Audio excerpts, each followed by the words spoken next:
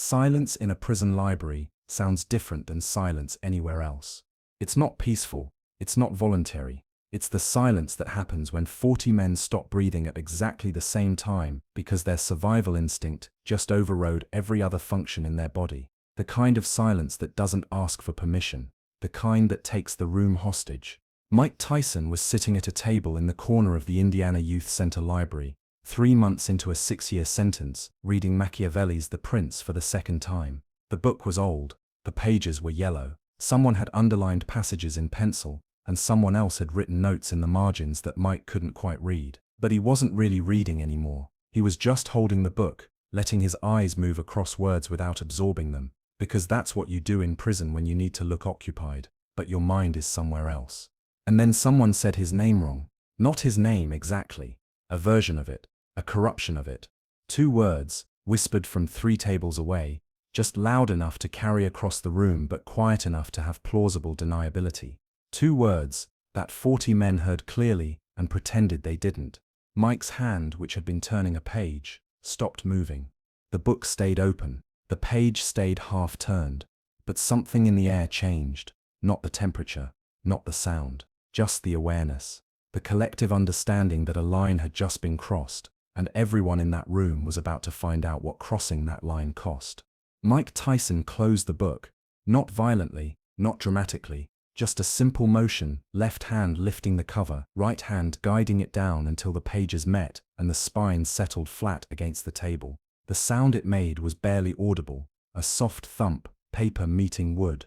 But in that library, in that moment, it sounded like a gunshot, and 40 men held their breath. It was 1992, Indianapolis, Indiana. The Indiana Youth Center, though the name was a lie because there was nothing youthful about the place and nothing centered about the men inside it. Mike Tyson had been there for 3 months, sentenced to 6 years for a crime he maintained he didn't commit, and every day since he'd arrived had been an exercise in containing something that wanted very badly to be free. Not his body was locked up, and Mike had accepted that with the same inevitability he'd accepted everything else in his life that he couldn't control.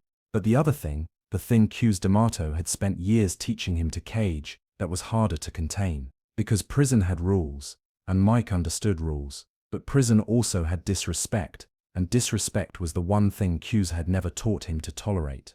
The library was Mike's compromise. It was the place where he could be alone without being in solitary, where he could think without being interrupted, where he could read the books Cus used to make him read and pretend, for an hour or 2 that Cus was still alive and still explaining why discipline mattered more than power. Cus used to say that a man who reads is a man who thinks, and a man who thinks is a man who can control himself. Mike didn't know if that was true, but he knew that reading kept his hands busy, and busy hands didn't make fists, and fists that weren't made didn't get used. So he read philosophy, history, biographies of men who'd won and lost empires. He read Machiavelli, because Cus had told him once that every fighter should understand power, not just possess it. The library had 43 chairs, 11 tables and walls that were painted the same industrial beige as every other room in the facility. It smelled like old paper and floor wax, and the particular kind of sweat that accumulates in spaces where men are forced to exist in proximity to each other, whether they want to or not. The fluorescent lights hummed at a frequency that most people stopped noticing after the first week, but Mike still heard it. A constant electrical buzz, like the sound of tension itself. On this day, a Tuesday in July, there were 40 men in the library. Some were reading, some were pretending to read, some were just sitting because the library was cooler than the yard and quieter than the common room. Mike knew most of them by sight, not by name. That's how prison worked. You learned faces, you learned body language, you learned who to watch and who to ignore, and you learned very quickly who Mike Tyson was, even if you'd never seen him fight. The whisper came from a table near the magazines. A man Mike had seen before but never spoken to. Mid-30s maybe, thick arms, bad tattoos. The kind of man who'd probably been dangerous on the outside, in his neighborhood, in his context. The kind who thought that reputation transferred behind walls. It didn't, but he didn't know that yet. Mike had been reading for 40 minutes. His table was in the corner, positioned so his back was to the wall and he could see the entire room. Old habit, Kuss used to say that a fighter who sits with his back to the door is a fighter who's forgotten he's still in a fight. Mike never forgot. The book in front of him was open to chapter 17, concerning cruelty and clemency, and whether it is better to be loved than feared. Mike had read this chapter 3 times already. Machiavelli argued that it was safer to be feared than loved, if you had to choose, that men forget kindness, but remember consequences, that power without fear was just potential, not protection. Mike wasn't sure if he agreed. Kuss had been kind. Kuss had also been feared. But Kuss was gone, and Mike was here, and the question felt less theoretical when you were surrounded by men who'd hurt people for less than the price of the book in your hands. The whisper happened during a moment of collective quiet. No one was talking. No pages were turning. Even the guard at the desk was motionless, reading his own magazine. Just 40 men breathing, existing, waiting for time to pass. And then Mike Tyson, not loud, not aggressive, almost casual, like someone commenting on the weather. But in the silence, it carried. It reached every corner of the room. It landed on every ear, including Mike's. Mike's eyes didn't leave the page. His hand didn't stop resting on the book, but something in his posture changed. A micro-adjustment. The kind of thing most people wouldn't notice. But these weren't most people. These were men who'd survived by reading violence the way scholars read text. They noticed. The man who'd said it was smiling. Mike could see him in his peripheral vision, sitting back in his chair, arms crossed, looking at Mike like he'd just told a joke and was waiting for the laugh. No one laughed. The library was silent before. Now it was something else. Now it was the kind of silence that happens when everyone in a room realizes they're about to witness something. And the only question is whether they'll survive witnessing it. Mike Tyson had 2 voices in his head. He'd had them since he was a child in Brownsville, since before Cause found him, since the first time someone put their hands on him and he understood that the world was divided into people who hit and people who got hit. The first voice belonged to Cus D'Amato. It said, "You're better than this. This man is nothing. His words are nothing. You are the heavyweight champion of the world, and he is a nobody in a cage trying to feel big by making you feel small. You don't need to prove anything. You already are everything."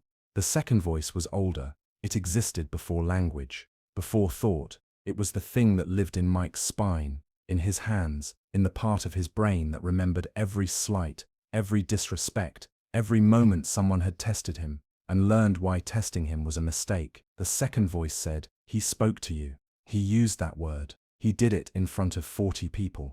If you do nothing, they'll remember you did nothing. If you let it pass, you're telling everyone in this room that you can be disrespected without consequence. And in here, that's the same as bleeding in shark water." Kenever's voice said, 6 years. You have 6 years in here. If you do what you're thinking about doing, it becomes 12, or 18, or life. This man isn't worth your freedom. The second voice said, "Freedom, you're in a cage. The only freedom you have left is the choice to be who you are, and who you are is the man who made people remember his name for a reason." Mike sat there, hand on the book, eyes on the page, and let both voices argue. He didn't move. He didn't speak. He didn't even shift his weight. To anyone watching, he might not have heard the whisper at all, but everyone watching knew better, because in prison, silence isn't ignorance. Silence is decision. And Mike Tyson was deciding. 6 seconds passed. In real time, 6 seconds is nothing. The length of a deep breath, the time it takes to read a sentence. But in a room full of men who've learned to measure danger in heartbeats, 6 seconds is an eternity.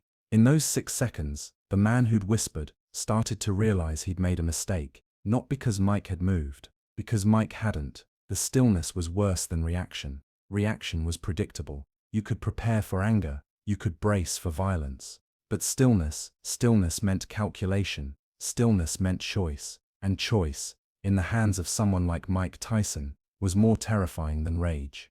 The other inmates understood this immediately. The ones closest to Mike leaned back in their chairs, creating distance without standing. The ones near the whisperer looked away, severing association, pretending they'd never seen him before. The ones by the door checked the exit, not because they planned to run, but because the body does that automatically when the brain registers threat.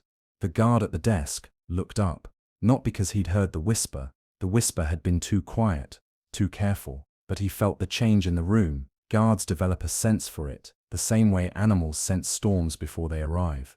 The air pressure drops. The silence gets heavier. Men stop moving in the casual way and start moving in the careful way. He watched Mike. Everyone watched Mike. Mike turned a page. Just one page. Slow, deliberate. Like he was genuinely reading. Like the last 6 seconds hadn't happened. Like the whisper had been a sound in a dream, irrelevant to waking life. For a moment, the room exhaled. Maybe it was over. Maybe Mike hadn't heard. Maybe the man who'd whispered had gotten lucky in a way he'd never fully understand. And then Mike closed the book. The motion was simple. Left hand lifting the cover, right hand supporting the pages. The same motion a million people make a million times a day when they finish reading. But context is everything. And in this context, in this room, with 40 men watching, and one man suddenly understanding the magnitude of his error, the closing of a book wasn't an ending. It was a beginning. Mike's hand stayed on the closed book for 2 seconds. Fingers spread flat against the cover. The prints in faded gold letters under his palm. The silence in the room wasn't silence anymore. It was pressure. It was the air before lightning strikes. It was every man holding his breath and waiting for the world to break open. Mike stood up. Not fast, not explosive, just a smooth, controlled motion. Chair scraping slightly against floor, body rising. 6'1", 220 pounds of muscle and bone and something else. Something that couldn't be measured in physical dimensions. He didn't look at the man who'd whispered. Not yet. He just stood there, book in his left hand, right hand at his side, and let the room understand what was happening. The whisperer was 3 tables away, 12 feet, 4 seconds of walking, close enough to reach in the time it would take the guard to stand. Far enough that there was still a chance to de-escalate. If anyone was interested in de-escalation. No one was. Mike started walking. Not rushing. Not charging, just walking. The same pace you'd use crossing a street. Casual, inevitable. His eyes were locked on the man now, and the man was trying to hold his gaze, trying to maintain the posture of someone who wasn't afraid, trying to remember how to breathe. The other inmates didn't move. They didn't intervene. They didn't look away. They just watched, because this was the law of the place, not the law written in books or enforced by guards. The real law. The one that said if you speak, you own the consequences. If you test, you find out. Mike reached the table. He stopped. He was standing directly in front of the man now, close enough that the man had to tilt his head back to maintain eye contact. Mike still hadn't said a word. He just stood there, holding the book, looking down, and the man broke. Not physically. He didn't run. He didn't beg. He just broke. The posture collapsed. The smile disappeared. The eyes dropped. The same survival instinct that makes animals show their throat to a predator kicked in, and the man became very small, very quickly. I didn't mean nothing by it, he said, quiet, desperate, the voice of someone who just realized they'd bet their safety on a bluff, and the bluff had been called. Mike didn't respond. He just set the book down on the table in front of the man, gentle, careful, like he was returning something borrowed. The book landed with a soft sound, pages down, cover up. The prints facing the ceiling. Mike leaned down, close enough that only the man could hear him, close enough that whatever he said would stay between them. 40 men watching couldn't hear the words, but they saw the man's face go white. They saw his hands start trembling. They saw him nod, once, small, frantic. Mike straightened. He turned. He walked back to his table. He sat down. He picked up another book from the small stack he'd brought, opened it to the first page and started reading. The guard, who'd been halfway to his feet, sat back down. The 40 men in the library resumed breathing. The man who'd whispered stayed frozen at his table for another 30 seconds. Then he stood, slowly, carefully, and walked to the door. He didn't come back to the library. Not that day. Not that week. According to people who were there, not ever. What Mike Tyson said to that man, no one knows. Mike has never shared it. The man certainly never shared it. But whatever it was, it worked, because the word spread through the facility the way information spreads in enclosed systems, fast and mutated and amplified. By dinner, everyone knew that Mike Tyson had stood up in the library. By lockdown, everyone knew why. By morning, everyone understood the lesson. Mike Tyson doesn't need to hit you. He just needs to stand up. The library became quieter after that. Not empty, just respectful. Men still used it. Men still sat at tables near Mike. But the invisible radius around him expanded, not out of fear, exactly, out of understanding. The understanding that some men carry violence the way the earth carries earthquakes. It's always there, it's always ready.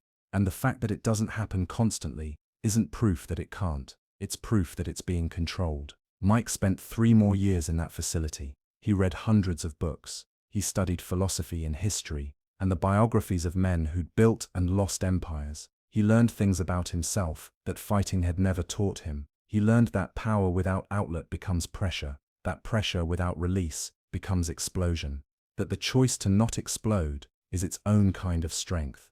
D'Amato used to say that the mark of a true champion isn't how hard he can hit, it's how well he can choose not to. Mike didn't understand that when he was 21 and destroying opponents in 90 seconds. He didn't understand it at 25 when he was spiraling into chaos and self-destruction. But at 26, sitting in a prison library, with a book by Machiavelli and a choice to make, he started to understand.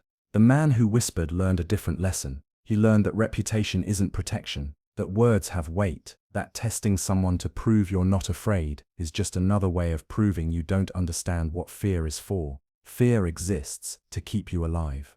And sometimes the smartest thing you can do is listen to it. Mike Tyson never spoke about the incident publicly.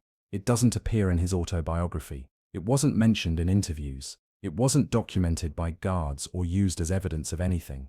It exists only in the memory of 40 men who were there, who saw it happen, who watched Mike Tyson close a book and stand up and walk 12 feet and prove that violence isn't about action. It's about choice. And the most dangerous men are the ones who make that choice slowly, carefully, with full awareness of what they're choosing and what it costs. Mike Tyson closed the book he was reading, and 40 men held their breath. And in that moment they all understood something that most people never learn.